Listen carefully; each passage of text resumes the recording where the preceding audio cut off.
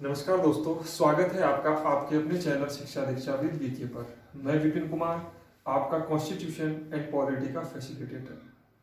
कैसे हैं आप सब लोग? उम्मीद करता हूं सब ठीक होंगे और अपनी पढ़ाई सुचारू रूप से कर रहे होंगे।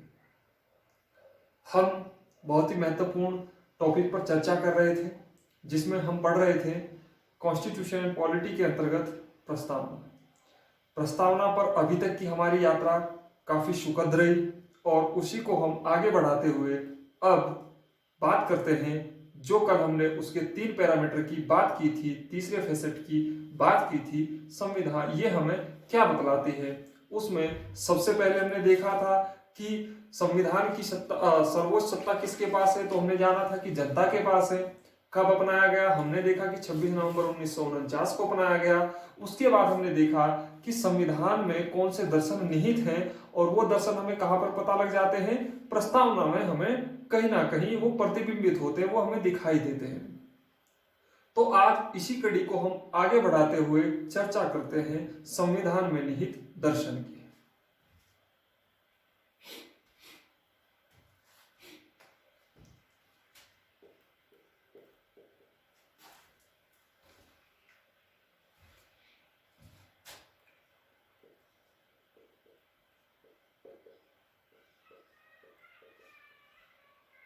निहित दर्शन मैंने आपको 2 चीज बताई थी, एक बताया था आदर्श और एक बताया था आकांक्षा। आकांक्षा यानी हम अगर आकांक्षाओं की हमें पूर्ति करनी है तो हम कहां से पूर्ति करेंगे? हमारे आदर्श सही होने चाहिए। कहते हैं ना, आपके जीवन में कोई ना कोई जरूर कोई आदर्श होगा, आप आइडियल मानते होंगे और आप उसी के अनुरूप क्या करते हैं? कार्य करते हैं। आप उसी के अनुरूप चलने का प्रयास करते हैं। किसी के आइडियल्स, कुछ के माँ बाप होते हैं, किसी के आइडियल्स कुछ महान व्यक्तित्व होते हैं, मतलब वो अपनी कहीं ना कहीं वो सोवरेन है, वो कहीं ना कहीं संप्रभु है। प्रत्येक मानव, प्रत्येक व्यक्ति, प्रत्येक व्यक्ति कि वो किसी अपना आइडियल मान सकता है। तो हमारा संविधान में भी और हमारी प्रस्तावना में भी कहीं उन्हीं आइडियल्स की बात की गई है कि वो कौन से आइडियल्स हैं, उन आइडियल्स को जानेंगे। मैंने आपको जब संविधान की प्रस्तावना जिक्र की तो आप एक चीज याद रखना, SSDR, सोशलिस्ट नहीं, सबसे पहले लिखना सोवरेन।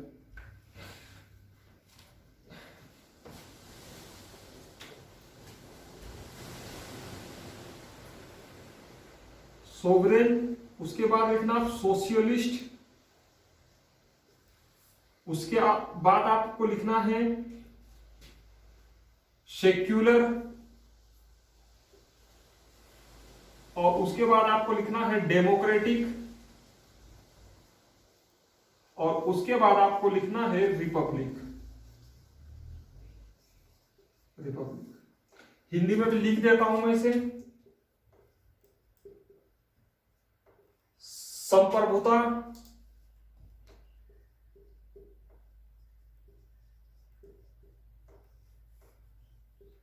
समाजवादी या समाजवाद, पंथ निरपेक्ष,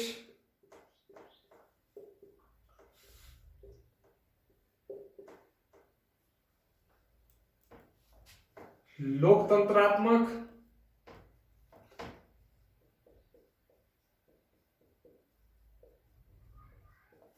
और रिपब्लिक गणतंत्रात्मक।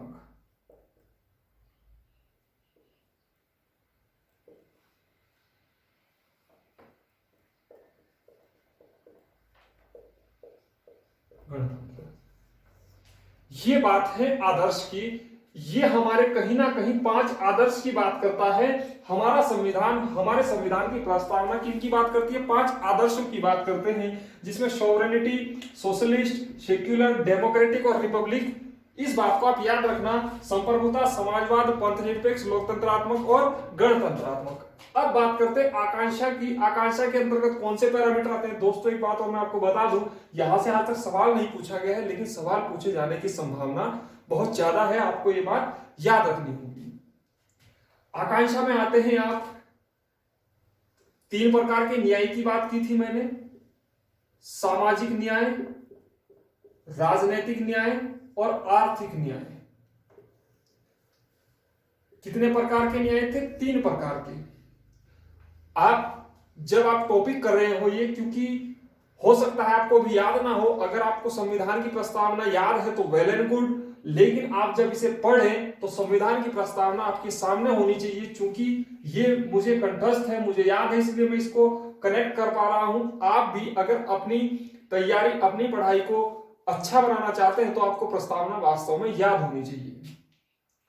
5 प्रकार की स्वतंत्रता बात की थी मैंने आपके सामने। विचार, अभिव्यक्ति, विश्वास, धर्म, उपासना। 2 प्रकार की समता की बात की थी, अवसर, प्रतिष्ठा। और एक बात की थी मैंने उसमें बंधुत्व की बात की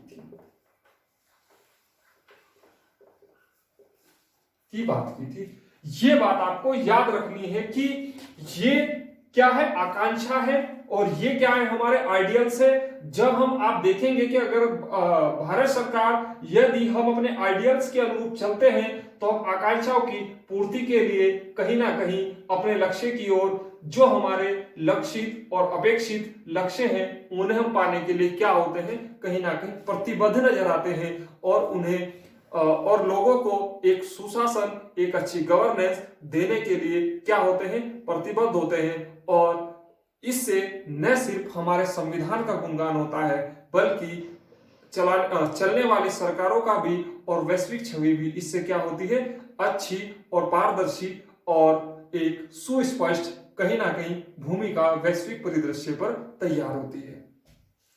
तो एक एक करके हम बात करते हैं कि कहां से बातें स्टार्ट होती हैं। उम्मीद करता हूं ये आपने नोट डाउन किया होगा। अब मैं इसे रफ करता हूं।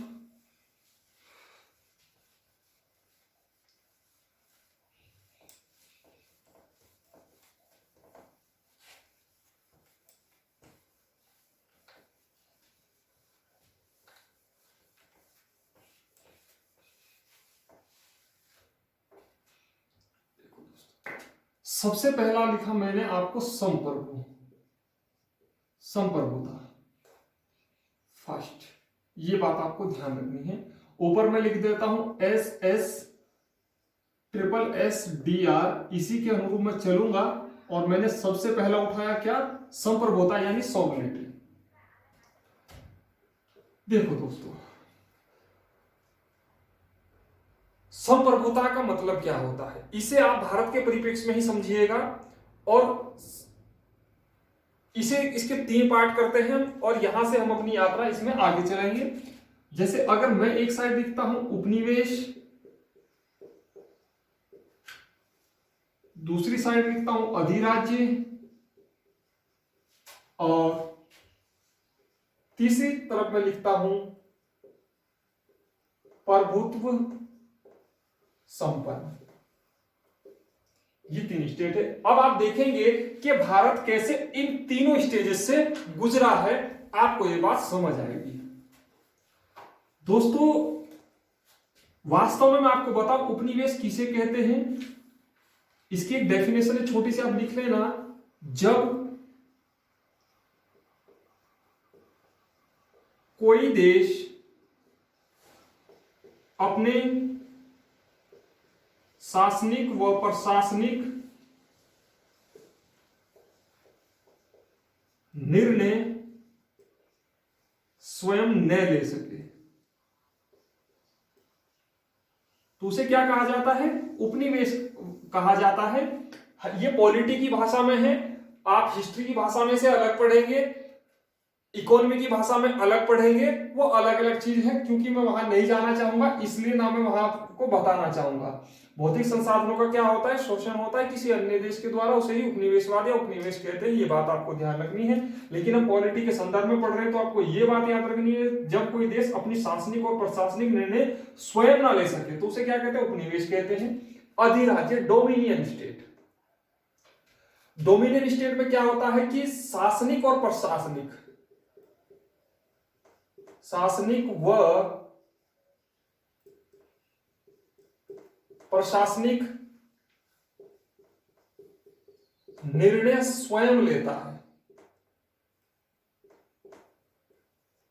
स्वयं लेता है कोई देश, लेकिन संवैधानिक प्रमुख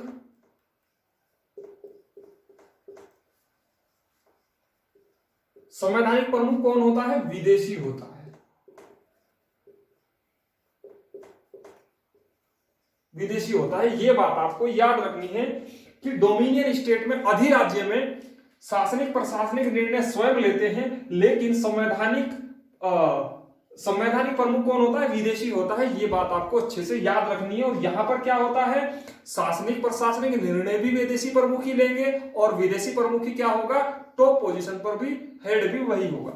प्रभुत्व संपन्न तीसरा पार्ट ये आता है। यहां पर दोस्तों आपको याद रखना है कि शासनिक प्रशासनिक निर्णय क्या लेते हैं? खुद लेते हैं। और संवैधानिक प्रमुख भी कौन होता है? संवैधानिक प्रमुख अपने ही देश का, अपने ही देश का, ये बात आपको ध्यान रखनी। उपनिवेश की बात करें, आप इसे इंडिया के कॉन्टेक्स्ट में समझें, भारत के संदर्भ में समझें। यानी हम पढ़ते हैं कि 1600 से कब तक? हाँ, 1947 तक हम किसके उपनिवेश रहे? ब्रिटेन के उपनिवेश रहे, ब्रिटेन के गुलाम रहे। सही शब्दावली किताबी भाषा में उपनिवेश ही याद रखना। यहां पर रहे अधिराज्य, डोमिनियन स्टेट। ये दोस्तों आपको याद रखना है। 15 अगस्त 1947 से 25 नवंबर 1949 तक हम अधिराज्य रहे। और 26 नवंबर 1949 से 26 नवंबर कर लेना से टिल टुडे तक हम क्या है? प्रभुत्व संपन्न है। यानी हमने 26 नवंबर को अपना संविधान अपनाया, तो हमने क्या कर दिया? हम प्रभुत्व संपन्न है। हमारा संवैधानिक प्रमुख कौन है? डॉक्टर राजेंद्र प्रसाद पहले राष्ट्रपति बने थे, तो हम कह सकते हैं कि इस दिन हम प्रभुत्व संपन्न बने। ये बात आपको अच्छे से याद रखनी है। उम्मीद करता हूं ये बात आपको समझ आई होगी कि संप्रभुता किस तीन कंटेक्स्ट में पढ़ते हैं: उपनिवेश, अधिराज्य, डोमिनियन स्टेट और सॉवरेन स्टेट, यानी प्रभुत्व संपन्न देश। उपनिवेशवाद में मैंने आपको बताया, अधिराज्य मैंने बताया कि विदेशी प्रमुख होता है, और प्रभुत्व संपन्न। अब मैं इसे आपके व्यवहार पे एग्जांपल में समझा दूं संप्रभु कौन होता है। जैसे अगर मैं एक छोटा सा एग्जांपल दूं, मैं आपको कहूं आज आप अगर ग्रेजुएट हैं और आप तैयारी कर रहे हैं, तो आप संप्रभु हैं। लेकिन कई बार हमारी सामाजिक रीतियां ऐसी होती हैं, हम ये समझते हैं कि हम क्या कर सकते हैं, हम अपने माता पिता की मर्जी से ही चलेंगे। वास्तव में चलना माता पिता की मर्जी से ही चलना चाहिए। लेकिन आप अगर 22 या 21 साल की उम्र क्रॉस कर चुके हैं, तो यानी आपके अंदर संप्रभुता जगह करने लगी है, आप संप्रभु हो चुके हैं। आपके अंदर वो मैच्योरिटी लेवल आ चुका है कि आप सोच सकते हैं क्या अच्छा है, क्या बुरा है, क्या हमारे लिए फायदेमंद सिद्ध होगा, क्या हमारे लिए नुकसान सिद्ध होगा। ये बात आप अच्छे से जानते हैं। यही प्रभुत्व संपन्नता को शो करता है। यानी हमारा देश क्या है? अब हमारा देश नीतियों का सर्जन। अब हमारा देश जब 26 नवंबर 1949 को प्रभुत्व संपन्न हुआ, तो हमारा देश क्या कर सकता था कि अपनी नीतियां कैसे बनानी है, क्या किसी देश की सीमा का अधिग्रहण करना है, क्या किसी देश के पक्ष में अपनी सीमा को छोड़ना है, तो वो कब कर सकता था? प्रभुत्व संपन्न में कर सकता था। लेकिन अधिराज्य में क्या था? सपोज उसने किसी अलग देश को सीमाओं का सीमांकन किया और कुछ क्षेत्र देना हुआ, तो निर्णय तो कर लिया, शासनिक प्रशासनिक निर्णय कर लिया, लेकिन लास्ट में उस पर मोहर किसकी लगनी थी? संवैधानिक प्रमुख की। और वहां पर क्या हुआ? पेच फंस गया जाके। तो अधिराज्य में भी समस्या थी। हमें क्या चाहिए था? प्रभुत्व संपन्नता चाहिए थी। और हमें प्रभुत्व संपन्नता कब मिली? 26 नवंबर 1949 को मिली। उम्मीद करता हूं ये चीज आपको अच्छे से समझ आई होगी। अब हम चलते हैं आगे सोशलिस्ट पे।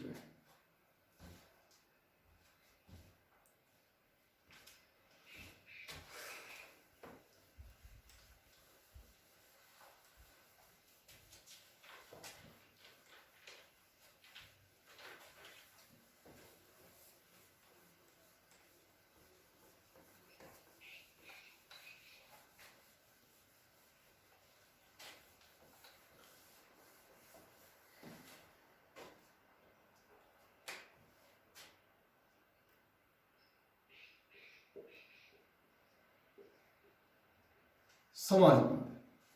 ये बात आपको समाजवाद वास्तव में हुआ क्या, इसके पीछे मैं थोड़ी सी आपको एक कहानी बताना चाहूंगा दोस्तों।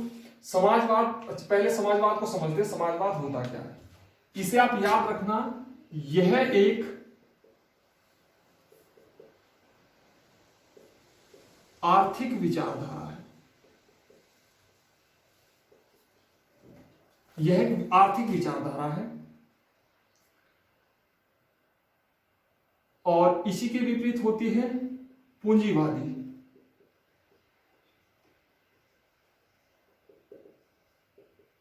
विचारधारा, ये बात भी आपको याद रखनी है दोस्तों, पूंजीवादी विचारधारा। इसी के कंटेक्स्ट में हम पढ़ेंगे समाजवाद वास्तव में होता क्या है।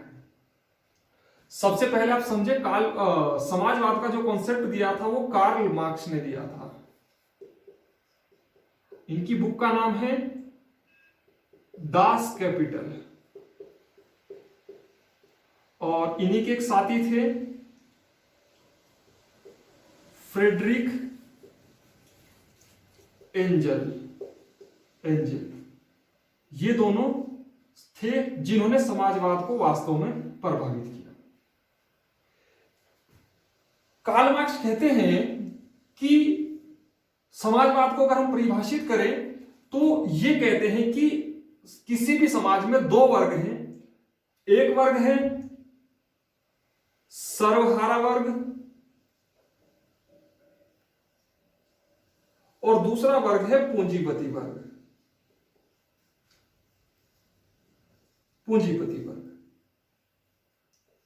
कार्ल मार्क्स कहते हैं कि किसी भी समाज में जब इन्होंने इस बात को देखा, और वो दौर था जब ब्रिटेन अपने क्या कर रहा था, उपनिवेशों का सर्जन कर रहा था, तो इन्होंने कहा कि संपूर्ण विश्व क्या है, दो देशों में बटा है, दो हिस्सों में बटा है। यानी एक क्या है सर्वहारा वर्ग और दूसरा क्या है पूंजीपति वर्ग। एक सेकंड, पूंजीपति वर्ग। इन्होंने कहा कि पूंजीपति वर्ग क्या करता है, सर्वहारा वर्ग का शोषण करता है। इसलिए ये क्या कॉन्सेप्ट लेकर आए, समाजवाद लेकर आए। समाजवाद लेकर आए। अब आप समझ रहे होंगे कि हमारे संविधान में समाजवाद को क्यों जगह दी गई, क्योंकि जो अंग्रेज थे, जो ब्रिटिशर्स थे, वो किस धारणा पर काम करते थे, पूंजीपति धारणा पर काम करते थे, पूंजीवादी विचारधारा पर कार्य करते थे। इसलिए हमारे संविधान में ये बात लिखनी पड़ी, ये बात कहनी पड़ी कि हमारा जो देश है, हमारा जो संविधान है, वो किसके तौर पर कार्य करेगा, समाजवाद के तौर पर कार्य करेगा, समाजवाद के आधार पर कार्य करेगा। तो आप देख सकते हैं, कह सकते हैं कि समाजवाद क्या है, सोशलिस्ट क्या है, एक आदर्श है। एक आदर्श है, यानी ये कहता है कि पूंजीपति वर्ग की कोई जगह नहीं है हमारे देश में। पूंजीपति वर्ग जो सर्वहारा वर्ग का क्या करता है, शोषण करता है, यानी इसकी कोई भूमिका नहीं है, इसका कोई औचित्य नहीं बनता। सभी क्या है, सभी समान है।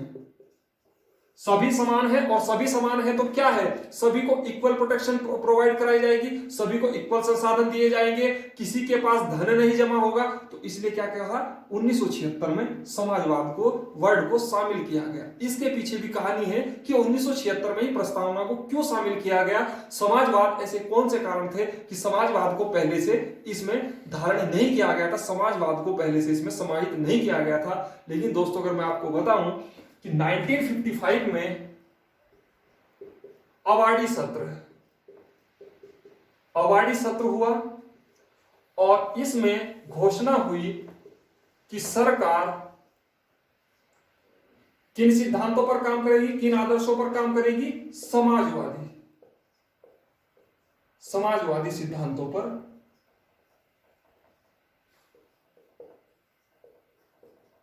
कार्य करेगी।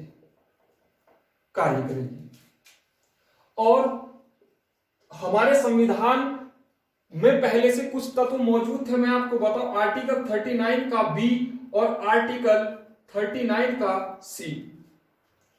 ये बात भी आपको याद रखनी है, आप इसे किताब से नोट डाउन करें, हालांकि मैं आपको बता देता हूं।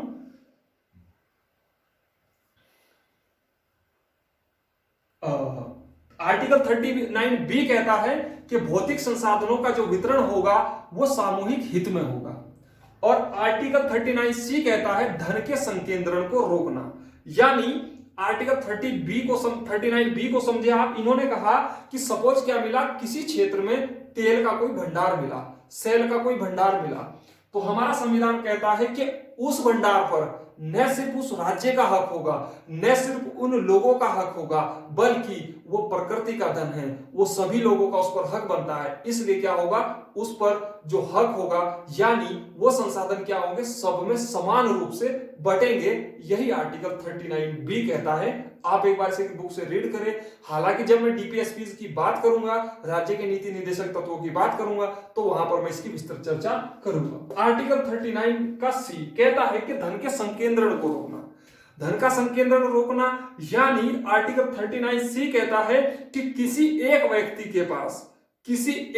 के पास पूरे देश का, या फिर किसी भी, अगर ऐसा कैटेगराइज कर लो कि पूरे देश में किसी भी क्षेत्र में लगभग 10 आदमियों के पास क्या होगा, धन का संकेंद्रण नहीं होगा। ऐसा नहीं होगा कि देश की टोटल प्रॉपर्टी इन्हीं 10 लोगों के पास हो, और जो सर्वहारा वर्ग है वो क्या हो, बेचारा गरीबी से, अकाल से, भूखमरी से और शिक्षा से क्या हो, वंचित हो, और ये 10 लोग क्या करें, अपनी शान शौकत से जिए। तो ये कहीं ना कहीं हमारे यहाँ कॉन्सेप्ट लेकर आए, और इसे ही कहा गया समाजवाद। समाजवाद को मैंने आपको बताया, समाजवादी कहाँ है, हम कहते हैं ना समाजवादी देश बनाएंगे हम भारत के लोग, भारत को एक संपूर्ण प्रभुत्व संपन्न समाजवादी पंथ निरपेक्ष व लोकतंत्रात्मक गणराज्य बनाने के लिए। तो आप देख सकते हैं समाजवादी मतलब जहां पर संसाधनों पर सभी लोगों का हक हो, सब लोग संसाधनों पर बराबर रूप से हिस्सेदार हो। तो ये बात कहीं ना कहीं सामने आई। अब थोड़ी सी ये चीज है, मैंने आपको बताया कि हम पहले से ही समाजवाद विचारधारा पर कार्य कर रहे थे, लेकिन 1976 में खुलकर क्यों सपोर्ट में आए, इसके पीछे एक छोटी सी कहानी, इंटरेस्टिंग कहानी आप सुने दोस्तों। 1945 का वो दौर था जब सेकेंड वर्ल्ड वॉर समाप्त होता है, और सेकेंड वर्ल्ड वॉर समाप्त होने के बाद आप नोट डाउन करें,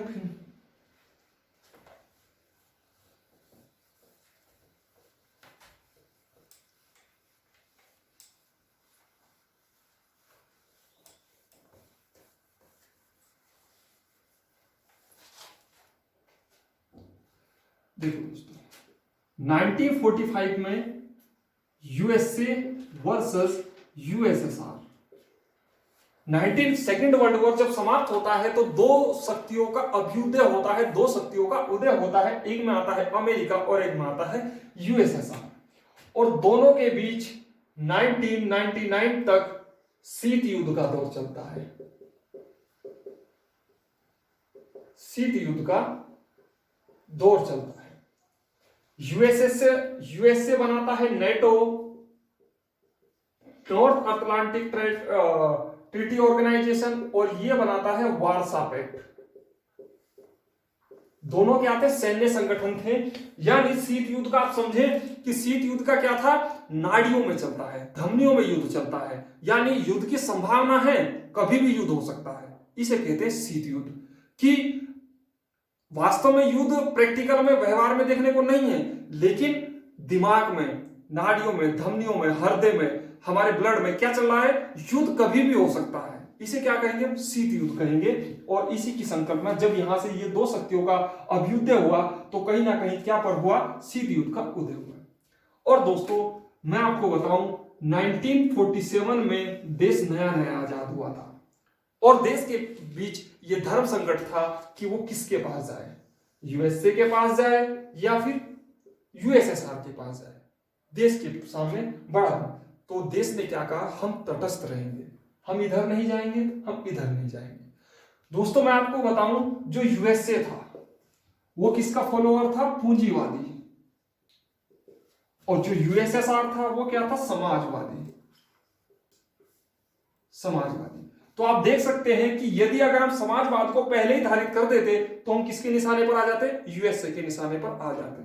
लेकिन दोस्तों होता क्या है कि 1962 में और 1971 में जब दो युद्ध होते हैं तो यूएसए कहीं ना कहीं इनडायरेक्टली तौर पर चाइना को सपोर्ट करता है और इनडायरेक्टली तौर पर पाक को सपोर्ट करता है, और तब हमारे पास कोई रास्ता नहीं बचता, और माननीय हमारी जो इंदिरा गांधी प्रधानमंत्री है वो खुलकर सपोर्ट कर देती हैं कि अब हम कहां जाएंगे, हम समाजवाद की तरफ जाएंगे। और इसलिए 1976 में किस वर्ड को समाहित कर दिया जाता है? ओपन तौर पर वो कह दिया जाता है हम क्या है, हम समाजवादी देश है, हम यूएसएसआर को पक्ष करते हैं और रूस हमारा पुराना मित्र रहा है।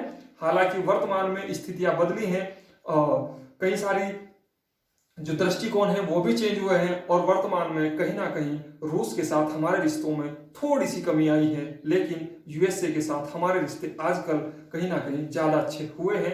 इसकी चर्चा जब कभी मैं आपको समाजवाद एक अलग टॉपिक में पढ़ाऊंगा तो वहां पर आपको बड़ा अच्छा लगेगा इस चीज को सुनने में। उससे आपको पता लगेगा कि भारत की देश की संस्कृति कैसे आई और आज तक का इतिहास कैसे था। खैर ज्यादा ना चर्चा करते हैं, हम आगे बढ़ते हैं अपने अगले टॉपिक पर।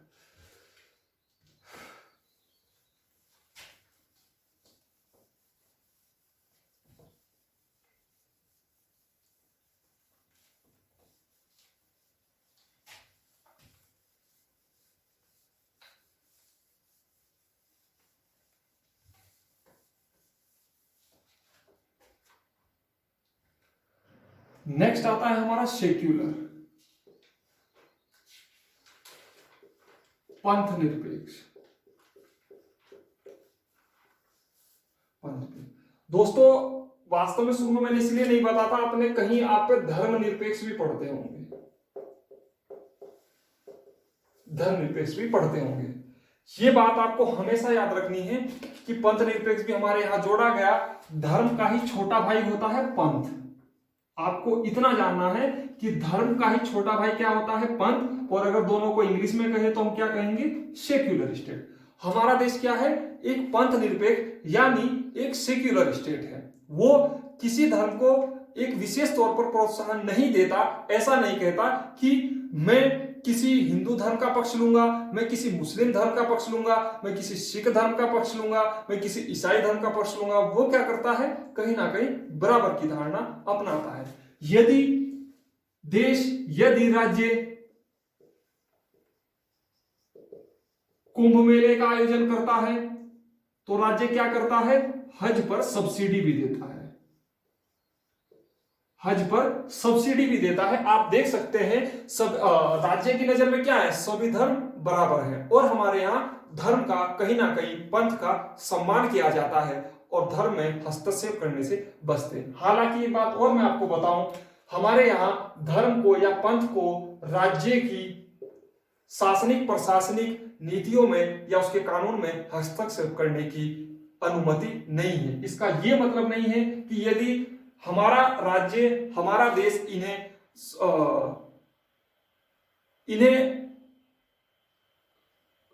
सपोर्ट प्रदान करता है तो इसका मतलब ये बिल्कुल नहीं है कि ये कहां पर करने लगे, राज्य के उसमें दखलंदाजी करने लगे। जब राजधर्म की बात आती है, तो चाहे हिंदू धर्म हो, चाहे मुस्लिम धर्म हो, चाहे फिर सिख धर्म हो, चाहे फिर ईसाई धर्म हो, सब धर्म क्या है, राज्य के लिए बराबर है। राजधर्म सबके लिए बराबर है, क्योंकि राज्य की नजर में सभी नागरिक क्या है, समान है। उन नागरिकों का कोई भी क्या है, धर्म नहीं है, कोई भी जाति नहीं है, कोई भी लिंग नहीं है, उस बारे में कोई भी भेदभाव नहीं करता। जब फंडामेंटल राइट हम पढ़ेंगे तो इसकी चर्चा करेंगे, तो आप इस बात का ध्यान रखें। और दोस्तों आपको एक बात और बताऊं, हमारे यहाँ इतना भी सम्मान है कि सपोज इसे एक एग्जांपल से समझिए आप, कि अगर ये मंदिर है कोई और ये मस्जिद है कोई और यहाँ को क्या जा रही है, रेल का निर्माण होता है, तो इसे क्या कर दिया जाता है, यहां से रूट डाइवर्ट कर दिया जाता है। और जबकि अगर आप देखें फ्रांस हो या फिर अन्य ब्रिटिश हो, तो यहाँ पर धर्म के मामलों में क्या है, ये स्ट्रिक्ट है, ये क्या कहेंगे, इन्हें हटा दिया जाएगा और रेल क्या जाएगी, यहीं से जाएगी। तो आप देख सकते हैं हमारे यहाँ पंथ निरपेक्ष की कैसे हमने अपने हिसाब से अपनाया हुआ है और कितने सुसज्जित और प्रभुत्व ढंग से हम पंथ निरपेक्ष की अवधारणा को फॉलो करते हैं। ये बात थी तीसरे पैरामीटर की। अब पढ़ते हैं डेमोक्रेटिक, लोकतंत्रात्मक।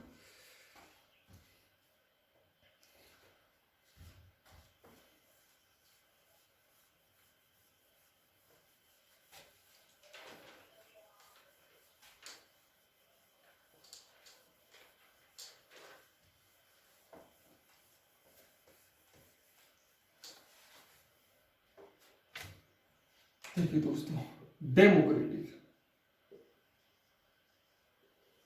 डेमोक्रेटिक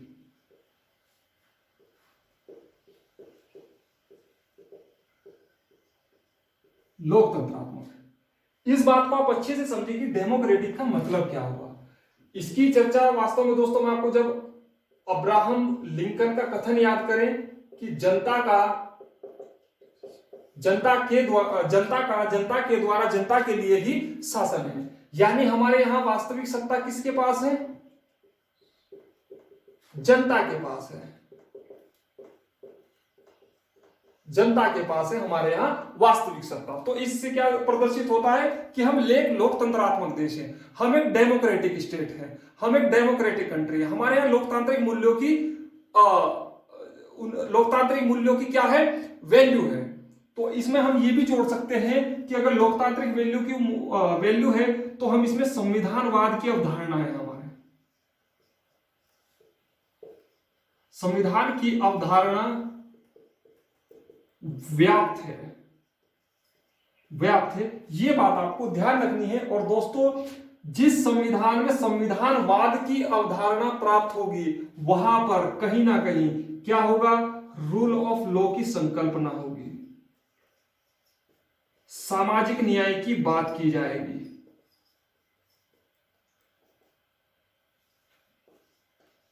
लिंग पर भेदभाव नहीं किया जाएगा, वह रूढ़िवादी परंपराओं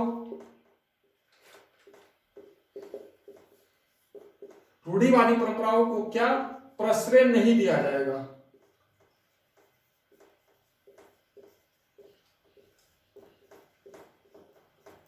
प्रश्रय नहीं दिया जाएगा। ये बात कहीं ना क्या है, इसमें कहीं ना कहीं ये बात डिक्लेयर कर दी गई कि ये बात संविधानवाद, जहां भी जिस संविधान में संविधानवाद की अवधारणा व्याप्त होगी तो क्या होगा? ये सारे मूल्य उसमें समाहित होंगे। और आपको मैं बताऊं, हमारे समानता का अधिकार, सबसे बड़ा यही होता है, समानता का अधिकार, स्वतंत्रता का अधिकार।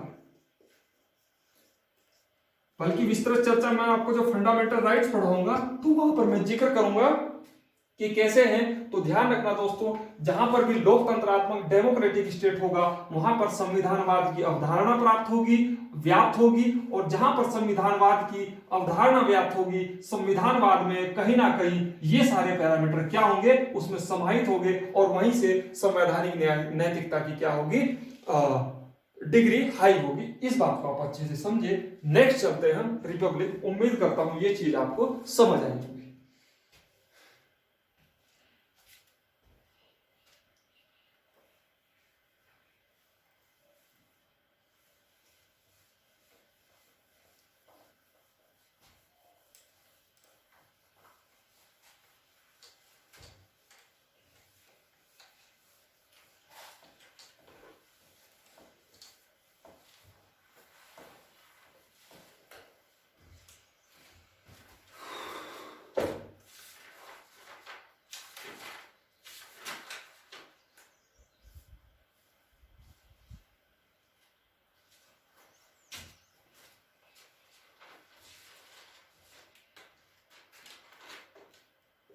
देखो दोस्तों, रिपब्लिक, हम रिपब्लिक किस दिन बने? 26 जनवरी 1950 को। इसीलिए 26 जनवरी 1950 को गणतंत्र दिवस मनाया जाता है। और इसे आप ऐसे समझे, कोई भी देश या कोई भी राज्य के प्रमुख दो प्रकार से हो सकते हैं। एक तो हो राजतंत्रात्मक और एक हो गणतंत्र। गणतंत्र में निर्वाचित, और दूसरा हो सकता है गणतंत्र में, हाँ ऐसे लिखना, गणतंत्र, राजतंत्रात्मक,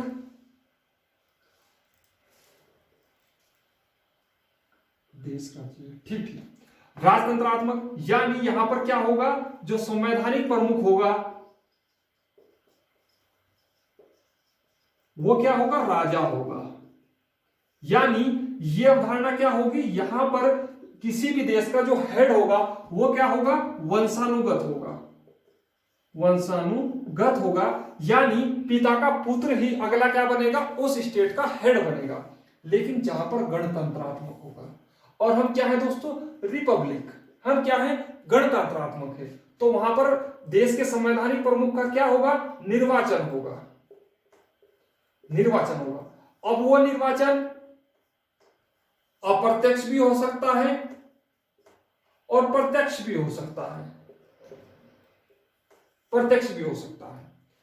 तो आप समझ गए होंगे जो मैं आपको समझाने की कोशिश कर रहा था कि हम रिपब्लिक कब बने, 26 जनवरी 1950 को, और कोई भी देश की प्रकृति दो प्रकार से होती है, उसका संवैधानिक प्रमुख या तो वहां पर राज्य क्या हो, राजतंत्रात्मक हो, या पर वहां पर क्या हो, गणतंत्रात्मक हो। और इसका मतलब क्या हुआ कि संवैधानिक प्रमुख यहाँ पर राजा होगा, लेकिन यहाँ पर जो संवैधानिक प्रमुख होगा वो क्या होगा, निर्वाचित होगा,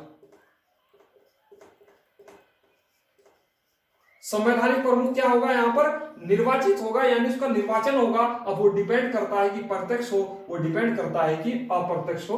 उम्मीद करता हूं ये बात भी आपको अच्छे से समझ आई होगी। और इस प्रकार हमने अपने पांचों आइडियल्स को देखा, और आप देख सकते हैं कि कितने अच्छे हमारे संविधान की प्रस्तावना में आइडियल्स अगर इस तरीके के मौजूद हो, तो क्या हम अपने देश के नागरिकों के लिए उन नीति निर्माण, उन आकांक्षाओं की पूर्ति नहीं कर सकते जो हमने सोची है। अब बात करते हैं हम आकांक्षा की।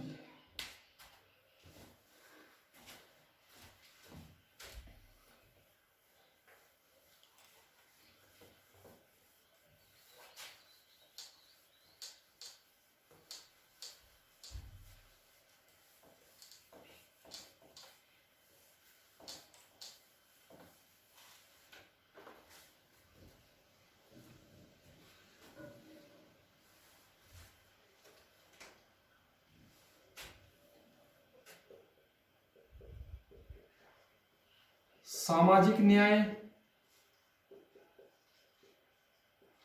आर्थिक न्याय और राजनीतिक न्याय।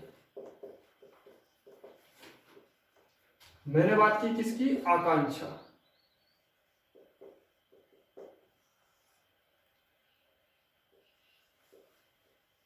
आकांक्षा की बात की, और उसमें हम सबसे पहली बात करेंगे सामाजिक न्याय, आर्थिक न्याय, फिर राजनीतिक न्याय। इनमें मोटा मोटा समझें दोस्तों, सामाजिक न्याय में हमारे यहां लिंग, जाति, धर्म, विशेष के आधार पर भेदभाव नहीं किया जाता,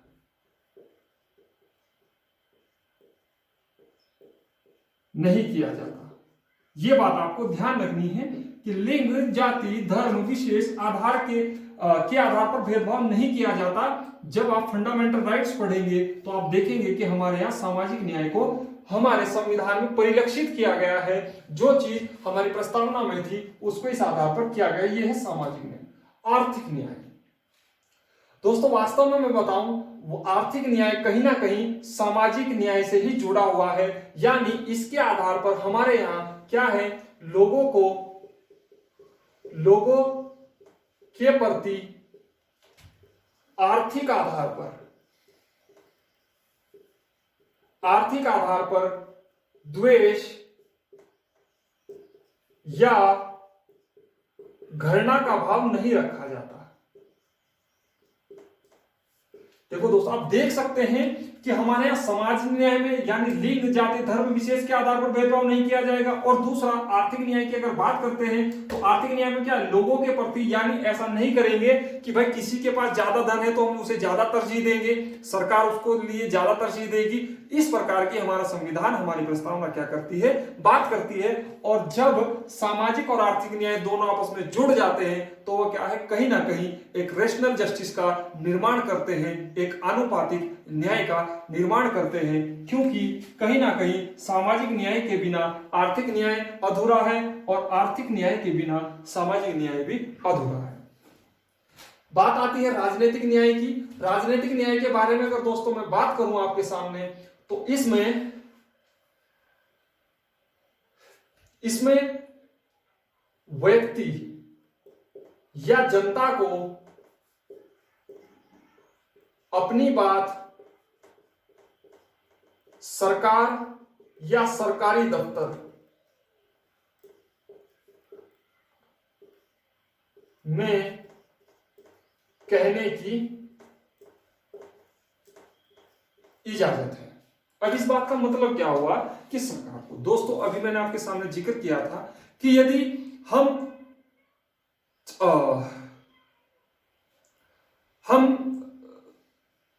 सरकार के प्रति हमें किसी से सरकार ने कोई कानून का निर्माण किया और हम उससे वो हमें अपनी उम्मीदों के अनुरूप नहीं लगता तो हम विरोध कर सकते हैं। और यदि हमें अपनी कार्यों की पूर्ति करनी है, हमें किसी बारे में जानकारी चाहिए, हमें किसी योजना का लाभ मिलना चाहिए, तो हम कहाँ सरकारी दफ्तर में जाके निसंकोच जा सकते हैं, क्योंकि वो सरकारी सेवक जो हैं वो हमारे लिए ही बैठे हैं, वो हमारी सेवा के लिए ही बैठे हैं। तो इस प्रकार से कहीं ना कहीं आप देख सकते हैं कि राजनीतिक न्याय हमारे यहाँ व्याप्त है। नेक्स्ट करते हैं हम बात अगली आकांक्षा की। हमने बात की थी स्वतंत्रता।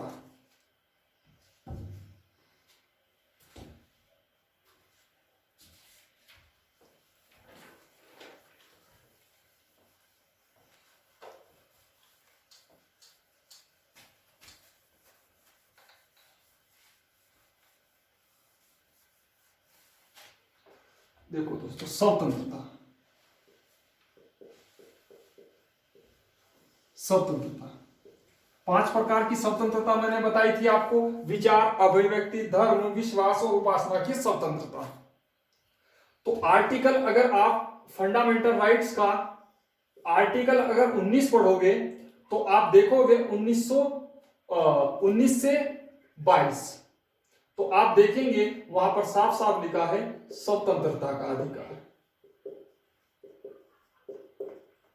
स्वतंत्रता का अधिकार। ये बात वहां पर लिखी है कि इससे हमारे यहाँ क्या प्राप्त होती है, स्वतंत्रता प्राप्त होती है। और हमारे फंडामेंटल जो राइट्स हैं आप देख सकते हैं, अगर इस प्रकार की उद्देश्य में बात की थी तो हमारे संविधान के सदस्यों ने उसके जो पैरामीटर थे, उसके जो तत्व थे, वह कहां पर मूल संविधान में भी मौजूद कर दिए गए कि जिस स्वतंत्रता की बात हम वहां पर करते हैं उसी स्वतंत्रता से संबंधित हम अलग से व्यक्तियों को इंडिविजुअल राइट्स भी दे देते हैं। तो इस प्रकार से हमारे यहाँ क्या है, स्वतंत्रता को भी सुनिश्चित किया गया है। और इनकी नींव कहीं ना कहीं पर, इनका जो आधार है वो कहीं ना कहीं किस पर टिका है, आइडियल्स पर टिका है। अगर हमारे आइडियल्स अच्छे होंगे, आपने देखा तो हमारी क्या है, आकांक्षाएं अपना स्वरूप धारण करने में कहीं ना कहीं संकोच नहीं करेंगी और राज्य भी नागरिकों का हित अच्छे से सुरक्षित कर सकते हैं।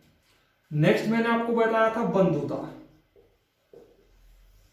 बंधुता दोस्तों ध्यान रखना, बंधुता के गुण हमारे यहाँ कहीं ना कहीं फंडामेंटल ड्यूटीज में प्रदर्शित होते हैं। आर्टिकल 51 का ये बात आपको ध्यान रखनी है कि हमारे, जब मैं आपको वहां पर बात करूंगा फंडामेंटल ड्यूटीज में, तो वहां पर आपको पता लगेगा कि कैसे हम भाईचारे बढ़ाने की बात करते हैं, कैसे हम राष्ट्रीय स्मारकों की सुरक्षा की बात करते हैं, कैसे हम पशुओं का वध न करने की बात करते हैं। तो इस प्रकार से हम अपनी बंधुता को भी परिलक्षित कर सकते हैं। और हम देखते हैं कि जिस बंधुता की बात हमारी प्रस्तावना में की गई है, भले ही वो शुरू में नहीं थी, लेकिन बाद में उसे संविधान में उसका समावेशन कर दिया गया। और समावेशन करने के बाद क्या हुआ कि हमारे जो उद्देश्य थे, जो हमारी उद्देशिका थी, वो जिस बंधुता की बात करती थी उसे कहीं ना कहीं परिलक्षित किया और उसकी अवधारणा को कहीं ना कहीं एक जो अच्छा रूप हो देना चाहिए था, वो रूप कहीं ना कहीं देने का